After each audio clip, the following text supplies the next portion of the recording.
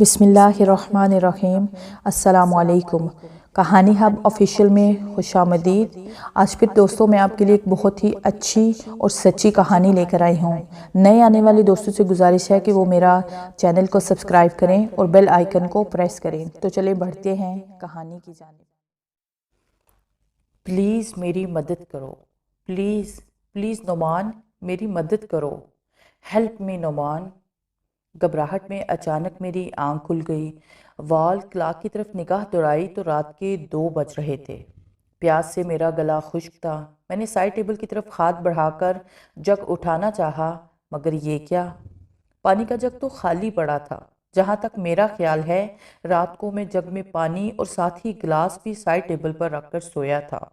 मैं मुँह ही मुँह में बड़बड़ाया, शायद मैं पानी रखना ही भूल गया था। ये सोचकर मैं उठा और किचन की तरफ बढ़ने लगा। अभी मैंने दरवाजे के बाहर कदम रखा ही था कि किसी चीज़ से टकराकर लड़खड़ा गया। बाहर अंधेरा ही अंधेरा था, जिसकी वजह से मुझे कुछ नज़र नहीं आया था। अंदाजे से बाहर कदम बढ़ाते हुए मैंने बरामदे की लाइट ऑन की तो बाहर बरामदे की हर चीज़ रोशनी में नहा गई। फिर किचन में फ्रिज से पानी पीकर वापस रूम में आकर लेट गया, मगर नींद मेरी आंखों से कोसों दूर थी। फिर सोचते सोचते मुझे अपने घर वालों की याद सताने लगी। मेरे 2 भाई और एक बहन थी। एक भाई मैट्रिक और फिर बहन 8वीं में और छोटा भाई 5वीं क्लास के तालिब इल्म थे। मेरे वालिदैन ने हमारी तरबियत बहुत अच्छे तरीके से की थी। मेरे वालिद सदीकी साहिब का जनरल स्टोर था, जो कि अल्लाह के फजलो करम से ठीक ठाक चलता था। घर में किसी चीज़ की भी कमी नहीं थी। वालिद साहब को दिल का मर्ज था। वालिद साहब की बीमारी की वजह से मैंने 3rd ईयर से अपनी पढ़ाई छोड़कर वालिद साहब का जनरल स्टोर संभाल लिया था। मुझसे छोटा ज़िशान भी स्कूल से आकर मेरे साथ स्टोर में बैठता था। उसे भी काफ़ी हद तक सामान सेल करने की प्रैक्टिस हो चुकी थी। मेरे दोस्त कामरान के कज़न हैदर की शादी थी, जो कि दूसरे शहर का रिहायशी था, और कामरान बज़िद था कि हैदर की शादी में मुझको ज़रूर लेकर जाएगा। और मैं वालिद साहब की बीमारी की वजह से कामरान को मुसलसल इनकार किए जा रहा था, मगर कामरान अपनी ज़िद पर अड़ा रहा और मेरे घर आकर वालिद साहब से मुझको साथ ले जाने की फरमाइश की। कामरान के इस कदर इसरार पर वालिद साहब ने मुझको कामरान के साथ जाने की इजाज़त दे दी। बेटा, जब कामरान इतनी ज़िद कर रहा है तुम्हें अपने साथ ले जाने की, तो फिर चले जाओ। अब ज़िशान भी काफ़ी हद तक तुम्हारे साथ काम करता है और फिर मेरी तबीयत भी पहले से काफ़ी बेहतर है। मैं कुछ टाइम स्टोर में बैठ जाऊँगा, तुम कामरान के साथ हैदर की शादी में चले जाओ। चंद दिनों की तो बात है, फिर आकर तुम अपना काम संभाल लेना। वालिद साहब ने कहा तो मैं कामरान के साथ जाने के लिए तैयार हो गया। दूसरे रोज़ मैं और कामरान हैदर के घर पहुंच गए। हम दोनों को देखकर हैदर और उसके घर वाले बहुत खुश हुए। हैदर की शादी में शिरकत के लिए बड़ी खातिरतवाज़ी की गई। रात में खाना खाने के बाद कामरान ने मुझको हैदर के घर के गेस्ट हाउस में आराम की घर से भेज दिया और ख़ुद बाकी कज़न्स के साथ गपशप लगाने लगा। उसी रात हैदर की मेहंदी थी, लिहाजा सारी रात फंक्शन जारी रहा। अगले दिन हैदर की बारात में काफ़ी थकन हुई तो मुझे कामरान ने गेस्ट हाउस में सुकून से आराम करने के लिए भेज दिया। हैदर के वलीमे के अगले दिन कामरान ने सब कज़न के साथ घूमने फिरने का प्रोग्राम बनाया। मेरे मना करने के बावजूद कामरान ने मुझे भी अपने साथ घसीट लिया। हम दूसरे दिन सैर के लिए गए और फिर वापसी आते आते हमें शाम हो गई। शाम के अंधेरे हर सू अपनी चादर फैला रहे थे और कामरान का अभी वापस घर आने का कत्तन मूड नहीं था। हम सब पैदल ही चल रहे थे। चलते चलते ठंडी ठंडी हवा हमारा दिल बहला रही थी। हम सब बातों में इस कदर मसरूफ थे कि पता ही नहीं चला कि हम लोग कितने आगे निकल गए। ख्याल आने पर जब एक दूसरे को मतवज्जा किया तो देखा हम एक खुले मैदान में खड़े हैं, जहां आस पास कोई भी बशर मौजूद नहीं था। हम सब बहुत थक चुके थे। यार, मुझसे अब और नहीं चला जाता, मैं बहुत थक चुका हूँ, मैंने कहा। थक तो हम सब भी बहुत गए हैं और यहाँ दूर दूर तक कोई इंसान तो क्या, कोई परिंदा भी नजर नहीं आ रहा और किसी सवारी का तो सवाल ही नहीं पैदा होता। रात गहरी होती जा रही है, कहीं ऐसा ना हो कि हम मजीद भटक कर कहीं और चले जाएं, लिहाजा हमें कहीं रात गुजारने का बंदोबस्त करना चाहिए। कामरान ने हम सबको मुखातिब करते हुए कहा तो सब ने उसके मशवरे की तायीद की। फिर ऐसा करते हैं, आगे चलते हैं, शायद रात गुजारने का कोई माकूल ठिकाना मिल जाए, कामरान के कज़न असद ने कहा। یار وہ دیکھو سامنے، ایسا لگتا ہے جیسے وہاں کوئی غار ہے۔ میں نے کہا۔ کامران نے کہا ہاں لگتا تو کوئی غار ہی ہے، چلو وہیں رات گزارنے کا کوئی بندوبست کرتے ہیں۔ اور ہم سب غار کے اندر داخل ہو گئے۔ اندر ہر طرف مکڑی کے جالے لٹک رہے تھے۔ کافی اندر جا کر ہلکی سی روشنی کی کرن نمایاں ہوئی۔ وہاں ایک دروازہ تھا، دروازے کے روشندان سے وہ روشنی باہر نکل رہی تھی۔ کامران نے دروازے پر دستک دی مگر جواب ندارد۔ 2-3 بار دستک کے باوجود بھی جب کوئی اندر سے باہر نہیں آیا تو میں نے دروازے پر ہلکا سا ہاتھ مارا تو دروازہ خود بخود کھلتا چلا گیا۔ اندر کا منظر دیکھتے ہی سب دنگ رہ گئے۔ اندر انسانی ڈھانچے اور کھوپڑیاں پڑی تھیں اور کسی زندہ انسان کا نام و نشان تک نہ تھا۔ یار میں تو یہاں 1 منٹ بھی نہیں رہ سکتا، مجھے بہت ڈر لگ رہا ہے، کہیں میں بے ہوش ہی نہ ہو جاؤں، اسد کے بھائی شہریار نے خوف سے کانپتی ہوئی آواز میں کہا۔ پھر اس کے بعد موبائل کی گھنٹی بجی۔ موبائل بجنے پر میں نے یس کا بٹن آن کر کے کان سے لگایا۔ جی کب؟ کیسے؟ اوکے تم ٹینشن مت لو۔ ہاں میں فرسٹ ٹائم نکل رہا ہوں۔ ہاں بائی ایئر آ رہا ہوں۔ اوکے تم رو مت، چپ کرو، شاباش، میں آ رہا ہوں۔ کس کا فون تھا؟ کیا ہوا؟ کوئی ٹینشن کی بات تو نہیں؟ کامران نے تجسس سے پوچھا۔ ہاں یار کومل کا فون تھا، رو رہی تھی۔ ابو جی کو ہارٹ اٹیک ہوا ہے، وہ اسپتال میں ہے، مجھے جلد سے جلد جانا ہوگا۔ امی اور ذیشان ابو کے پاس ہاسپٹل میں ہیں، کومل اور سبحان گھر میں اکیلے ہیں۔ غار سے باہر نکلنے میں سب سے جلد باز شہریار تھا جو کہ بہت ہی ڈرپوک تھا۔ جو ہی ہم چاروں غار سے نکلنے لگے اندر سے آواز آئی، ٹھہرو، تم لوگ کہیں نہیں جا سکتے، ٹھہرو، آج اتنے عرصے بعد میرے شکاری خود چل کر میرے پاس آئے ہیں۔ اور پھر زبردست کہکا بلند ہوا، وہ نسوانی کہکا تھا۔ میں تمہیں زندہ کیسے جانے دوں؟ خوفناک اور ڈراؤنی آواز غار میں گونجی۔ شہریار کے تو پسینے چھوٹ گئے، اس کے ہاتھ پاؤں پھولنے لگے اور چاروں ایک دوسرے کے پیچھے بھاگتے ہوئے غار کے اس طرف چل دیے جس طرف سے ہم لوگ غار میں داخل ہوئے تھے۔ مگر یہ کیا؟ غار کا دروازہ تو خود بخود بند ہو گیا تھا۔ پھر وہی کہکہا بلند ہوا، اب تم لوگ یہاں سے بچ کر نہیں جا سکتے، میں تمہیں زندہ نہیں چھوڑوں گا۔ یار یہ تو آواز ہی اتنی ڈرانی ہے تو یہ خود کیسی ہوگی؟ اسد نے کہا۔ کون ہو تم؟ جانے دو ہمیں، کامران نے کہا۔ نہیں جانے دوں گی تم لوگوں کو، تم یہاں اپنی مرضی سے آئے ہو اور میری مرضی سے واپس جاؤ گے۔ پھر دل دہلاتا کہکہا بلند ہوا اور اس کے ساتھ ہی ایک خوفناک اور ہیبت ناک شکل چڑیل نمودار ہوئی جس کو دیکھتے ہی ہمارے رونگٹے کھڑے ہو گئے، جس پر لمبے لمبے بال، بڑے بڑے ہاتھ اور لمبے ناخن، آنکھوں کی جگہ 2 دہکتے ہوئے جیسے کسی آنکھوں کی جگہ انگارے رکھ دیے ہوں۔ اس چڑیل کو دیکھتے ہی ہم پر سکتہ طاری ہو گیا اور وہ ہماری طرف آہستہ آہستہ قدم بڑھا رہی تھی اور ہم سب دروازہ کھولنے کی کوشش کر رہے تھے مگر دروازہ ٹس سے مس نہ ہوا۔ اب تم لوگ بچ کر نہیں جا سکتے، چڑیل اپنی خوفناک آواز میں چنگارتی ہماری طرف بڑھ رہی تھی۔ ایک دوسرے کے پیچھے چھپتے چھپتے میں اچانک لڑکھڑا گیا، گرتے گرتے بچا۔ جب میں نے اپنے پاؤں کی طرف دیکھا تو ایک خنجر نما لوہے کا راڈ پڑا تھا۔ میں نے فوراً وہ راڈ اٹھایا اور چڑیل کے اوپر وار کیا، مگر یہ کیا؟ وہ راڈ چڑیل کے آر پار ہو گیا اور اسے کچھ بھی نہ ہوا۔ تم میرا کچھ نہیں بگاڑ سکتے پاگل لڑکے، تم نے مجھ پر وار کرنے کی کوشش کی، میں تمہیں زندہ نہیں چھوڑوں گی۔ خوفناک گرج کے ساتھ چڑیل آگے بڑھی۔ یار جلدی سے آیت الکرسی اور سورہ ناس پڑھو، اس کے علاوہ جسے جو صورت آتی ہے جلدی سے اونچی آواز میں پڑھو۔ کامران نے بلند آواز میں سب کو مخاطب کیا اور پھر سب نے جو کچھ بھی صورت یاد تھی سب نے اونچی اونچی آواز میں پڑھنا شروع کیا اور چڑیل کے قریب آتے ہی سب نے ایک ساتھ چڑیل پر پھونک ماری تو چڑیل یکدم ہم سے 10 فٹ پیچھے جا گری جیسے اسے کسی کرنٹ نے چھو لیا ہو۔ پھر ہم نے سورۃ ناس پڑھ کر پھونک ماری تو چڑیل کو آگ لگ گئی اور وہ چیختی چلاتی رہی اور پھر بلاآخر راکھ بن گئی۔ چڑیل کے راکھ بنتے ہی غار کا دروازہ خود بخود کھل گیا جو کہ خود بخود بند ہو گیا تھا۔ دروازہ کھلتے ہی ہم سب نے باہر کی راہ لی اور اس وقت فجر کی اذانیں شروع ہو گئی۔ اذان کی آواز کہیں بہت دور سے آ رہی تھی۔ یار لگتا ہے یہ فجر کی اذان کی برکت ہے جو ہم سب اس چڑیل کے چنگل سے آزاد ہو گئے ہیں۔ ورنہ تو آج ہم سب کا زندہ بچ کر نکلنا ناممکن تھا۔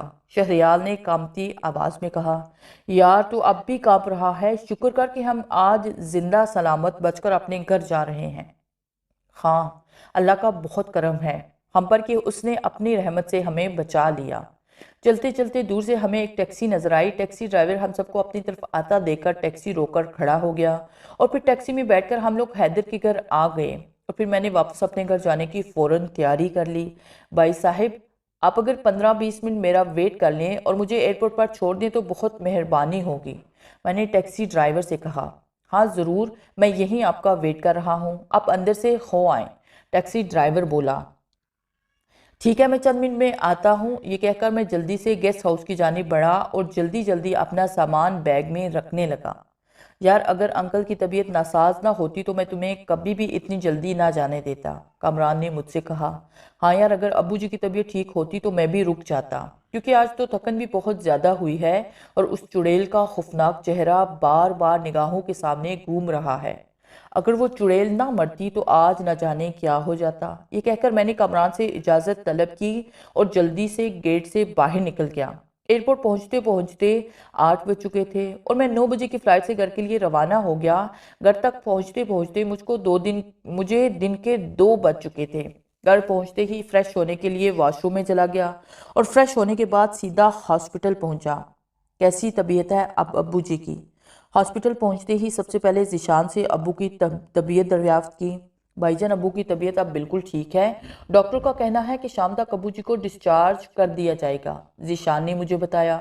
تھینک گاڈ، میں نے سکون کا سانس لیا۔ شام تک ابو کو ڈسچارج کر دیا جائے گا۔ رات کے وقت میں چھت پر سو رہا تھا کہ مجھے آواز سنائی دی، میری ہیلپ کرو، پلیز پلیز ہیلپ می، میری مدد کرو۔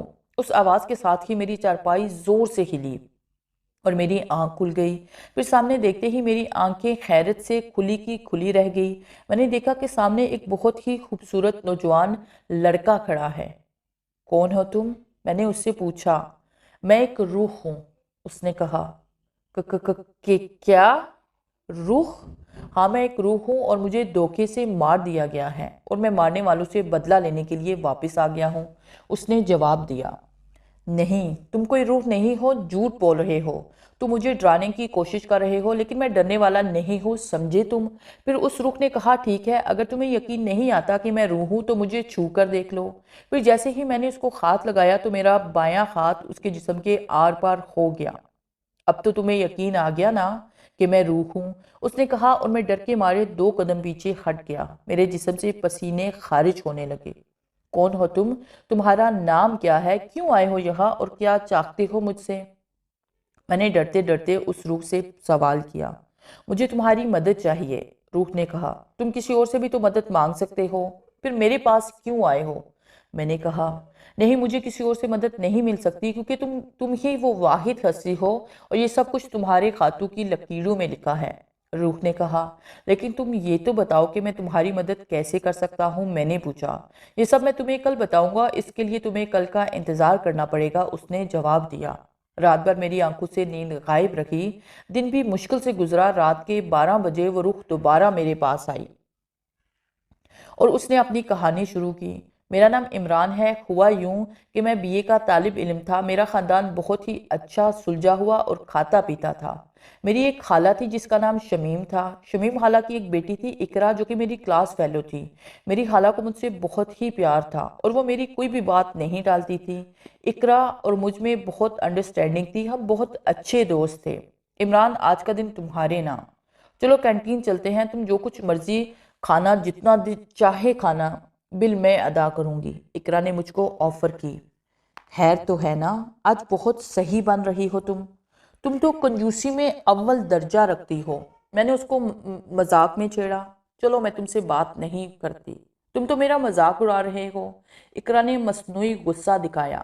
یار میں تو مذاق کر رہا تھا، تم تو ایک دم غصے میں آ گئی، اور تم جانتی ہو غصے میں تم بالکل بھی اچھی نہیں لگتی، میں نے کہا۔ اوکے ٹھیک ہے، چلو پھر کینٹین جا کے برگر اور بوتل پیتے ہیں، یہ کہہ کر ہم دونوں کینٹین کی طرف چل پڑے۔ میرا کلاس فیلو شکیل اقرا اور میری دوستی سے بہت جلتا تھا۔ اور اکثر وہ ہم دونوں پر خاص نظر رکھتا تھا۔ خاص طور پر وہ میرے کروڑپتی ہونے پر جلتا تھا۔ میرے پاس ہر آسائش تھی، گاڑی، بنگلہ، نوکر چاکر، سب کچھ تھا۔ چونکہ میں والدین کا اکلوتا تھا اور سب کچھ میرا ہی تھا۔ وقت کے ساتھ ساتھ اقرا اور میری دوستی گہری ہوتی گئی۔ ایک دن اقرا نے مجھ سے انگلش کی بک مانگی تو میں نے اسے دے دی۔ اگلے دن چھٹی کے وقت اقرا نے میری بک واپس لوٹا دی۔ میں نے گھر جا کر بک کھولی تو دیکھا اس میں ایک طے شدہ خط نکلا، جس کی تحریر کچھ یوں تھی: ڈیئر عمران، السلام علیکم۔ عمران، اب تو ہر جگہ اٹھتے بیٹھتے سوتے جاگتے مجھے تم دکھائی دیتے ہو۔ آنکھیں بند کرتی ہوں تو تمہارا چہرہ میری آنکھوں کے سامنے آ جاتا ہے اور تمہاری باتیں، تمہاری آواز میرے کانوں میں سریلے گیتوں کی طرح گونجتی رہتی ہیں۔ عمران، میں تم سے محبت کرنے لگی ہوں۔ میں تمہارے بغیر نہیں رہ پاؤں گی۔ میں تم سے پیار کرتی ہوں اور تم سے شادی کی خواہش مند ہوں۔ مجھے معلوم ہے کہ تم بھی مجھ سے پیار کرتے ہو۔ اگر تمہارا جواب ہاں ہے تو میں آج شام کو عصر کے قریب ایک قریبی پارک میں 5 بجے تمہارا انتظار کروں گی۔ فقط تمہاری اقرا۔ مطلوبہ ٹائم کے مطابق ہم دونوں پارک میں ملے۔ اقرا، میں بھی تم سے پیار کرتا ہوں، یہ سچ ہے، اور میں شادی صرف تم سے ہی کروں گا۔ میں نے کہا، میں بھی تم سے بہت پیار کرتی ہوں۔ ہم دونوں نے اظہار محبت کیا، قسمیں کھائی، وعدے کیے۔ میں اور اقرا پارک میں بیٹھے پاپ کارن کھا رہے تھے کہ اچانک شکیل اپنے آوارہ دوستوں کے ساتھ آ گیا اور اقرا کو چھیڑنے لگا۔ یہ دیکھ کر مجھے غصہ تو بہت آیا، لیکن میں نے پیار سے شکیل کو سمجھایا، اپنے غصے پر کنٹرول کیا۔ لیکن جب پھر بھی شکیل نہ مانا تو میں نے 2-4 گھونسے شکیل کے منہ پر مارے اور ہاتھ مروڑ کر اسے زمین پر دے مارا۔ شکیل ڈر کے مارے بھاگ کھڑا ہوا۔ یہ تو اچھا ہوا اس کے لیے کہ وہ فوراً بھاگ گیا۔ کچھ دیر اور رکتا تو اپنی ہڈیاں تروا چکا ہوتا، میں نے کہا۔ جواب میں اقرا خاموش رہی۔ تھوڑے دنوں بعد میری اور اقرا کی منگنی ہو گئی۔ اکثر ہماری ملاقاتیں ہوتی رہتی تھی اور پھر وہ وقت بھی آیا کہ اقرا دلہن بن کر میرے گھر آ گئی۔ شادی کے کچھ عرصہ بعد مجھے معلوم ہوا کہ ہماری جتنی بھی پراپرٹی، بنگلہ اور جائیداد ہے، وہ سب کچھ دادا جی میرے نام کرنے والے ہیں۔ میرے والدین کی وفات کے بعد میرے دادا جی نے مجھے بہت پیار سے پالا تھا اور مجھے سب سے بڑھ کر پیار دیا، میری ہر خواہش پوری کی۔ اور پھر وہ دن بھی آ گیا جس دن ساری پراپرٹی اور 5 کروڑ سے بھی زیادہ کی جائیداد میرے نام ہو گئی اور ہماری زندگی خوش و خرم گزرنے لگی۔ چند ماہ بعد میں نے کئی بار دفتر سے واپسی پر اقرا کو شکیل کے ساتھ دیکھا، مگر میں نے اقرا کو کچھ کہا نہیں۔ اور جب یہ سب کچھ اکثر میری نظروں کے سامنے ہونے لگا تو میں نے اقرا سے اس بارے میں پوچھا تو وہ الٹا مجھ پر چڑھ دوڑتی۔ عمران، تم مجھ پر شک کر رہے ہو؟ اور میں ساری باتیں اگنور کر دیتا۔ پھر ایک رات 2 بجے کے لگ بھگ میں نے اقرا کو شکیل کے ساتھ دیکھا اور پھر میرے صبر کا پیمانہ لبریز ہو گیا۔ اقرا، تم؟ اور وہ بھی رات کے 2 بجے شکیل کے ساتھ؟ میں غصے میں دھاڑا۔ چند لمحے کے لیے اقرا یکدم پریشان ہو گئی اور پھر وہ بھی دو غصے میں دھاڑی۔ ہاں میں شکیل سے پیار کرتی ہوں، سمجھے تم؟ میں تم سے پیار نہیں کرتی، تم سے شادی صرف تمہاری جائیداد کے لیے کی تھی۔ مجھے تم سے کبھی بھی محبت نہیں تھی۔ تمہاری جائیداد پانے کے لیے تم سے پیار کا ٹانک رچایا اور پھر شادی۔ جائیداد والی بات آج سے 3-4 ماہ پہلے تمہارے دادا جی سے سنی تھی۔ پھر میں نے اور شکیل نے مل کر یہ پلان بنایا۔ مجھے صرف شکیل سے پیار ہے، سمجھے تم؟ اقرا کی باتیں سن کر میں شوق کسی کیفیت میں کھڑا رہا۔ میں نے اس بے وفا کو کتنا ٹوٹ کے چاہا اور کتنا پیار کیا، اور اس کے بدلے اس نے مجھے دھوکہ دیا۔ میں صرف یہ سوچ کر رہ گیا۔ میں نے کہا، تم نے میرے ساتھ غداری کی، دھوکہ دیا مجھے۔ میں تمہیں جان سے مار ڈالوں گا، نہیں چھوڑوں گا تم دونوں کو۔ اس سے پہلے کہ میں کچھ کرتا، شکیل نے میری گردن پکڑ لی اور پھر زور سے دبانے لگا۔ مجھے اپنا دم گھٹتا ہوا محسوس ہوا۔ میں نے اپنی پوری قوت جمع کر کے ایک گھونسا شکیل کے منہ پر مارا اور اس گھونسے کی وجہ سے شکیل کی گرفت مجھ پر ڈھیلی پڑ گئی۔ اس کا فائدہ اٹھاتے ہوئے میں نے ایک زوردار جھٹکا دیا اور شکیل کی گرفت سے آزاد ہو گیا۔ اس کے بعد، اس سے پہلے کہ میں کچھ کرتا، گولی کی آواز سے 3 گولیاں میری پیٹھ میں پیوست ہو گئی اور پھر میں نیچے گر کر لمبے لمبے سانس لینے لگا۔ میری آنکھوں میں تاریکی چھانے لگی اور میں نحیف آواز میں بولا، میں واپس آؤں گا، ضرور آؤں گا، تم دونوں سے اپنا بدلہ لینے کے لیے ضرور آؤں گا۔ یہ کہتے ہی میری روح پرواز کر گئی۔ عمران کی روح کی روداد سننے کے بعد میں بولا، میں تمہاری مدد ضرور کروں گا، مگر میں تمہاری مدد کیسے کر سکتا ہوں؟ میرے بنگلے کی بیک سائڈ پر بہت سے درخت ہیں، ان میں برگد کا ایک درخت ہے، اس کے نیچے میری لاش پڑی ہوئی ہے۔ مٹی کھود کر گڑھے میں سے میری لاش نکال لینا اور لاش اس جگہ پڑے رہنے دینا، اس کے بما میرا کام شروع ہوگا۔ اقرا نے کئی ماہ میری گمشدگی پر واویلا مچایا، مصنوعی آہیں برتی رہی، تھانے میں رپورٹ درج کرائی، مگر اس کا نتیجہ نہ نکلا تو پھر ان دونوں نے کورٹ میرج کر لی۔ میں بہت خوش ہوں کیونکہ اب میرا بدلہ پورا ہونے والا ہے، اور میں خوش کیوں نہ ہوں؟ جن لوگوں نے مجھے بے رحمی بے دردی سے مارا ہے، مجھے ان سے بدلہ لینا ہے۔ اقرا اور شکیل کو ایسی بھیانک موت دوں گا جسے دیکھنے والے بھی کام پھٹیں گے، اور وہ سوچیں گے کہ ان لاشوں کو کیسے دفنایا جائے۔ وہ سوچ بھی نہیں سکتے کہ کوئی اتنا سفاک بھی ہو سکتا ہے، اتنا ظالم، اتنا بے رحم بھی ہو سکتا ہے۔ عمران کی روح بولی۔ عمران کی روح اب مجھے بھی نظر آتی تھی۔ وہ اندھیری راتوں میں سے ایک رات تھی، رات کے 12 بجے کا وقت تھا۔ شکیل فراٹے سے گاڑی دوڑا رہا تھا کہ میں نے اپنی طاقت سے شکیل کی گاڑی کا ایکسیڈنٹ کرایا۔ شکیل کی حالت بہت غیر تھی، میں نے اسے اٹھا کر دور لے گیا۔ شکیل بے ہوش تھا، میں نے اسے باندھ دیا اور پھر اس کو ہوش میں لے آیا تو مجھے اپنے سامنے دیکھ کر وہ ساکت ہو کر کپانے لگا۔ تم یہاں کیسے؟ وہ کانپتی آواز میں بولا۔ میں نے اس کی بات کا جواب نہ دیا اور ہاتھ کے اشارے سے اسے کافی اوپر اٹھایا اور پھر درام سے نیچے زمین پر گرا دیا۔ اس کی فلک شگاف چیخیں قرب و جوار کو دہلانے لگی۔ تم تو مر گئے تھے، اب تم زندہ کیسے ہو؟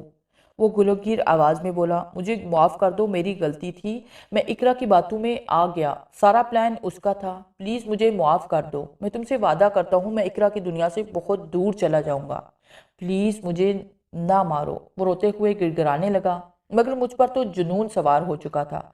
چند منٹ میں ہی اس کا خلیہ بگڑ گیا، اس کی ہڈی پسلی ایک ہو چکی تھی اور پھر اس نے ایک زوردار چیخ ماری، وہ بے حس و حرکت ہو گیا۔ جب مجھے اس کی موت کی تصدیق ہو گئی تو میں نے اپنی راہ لی۔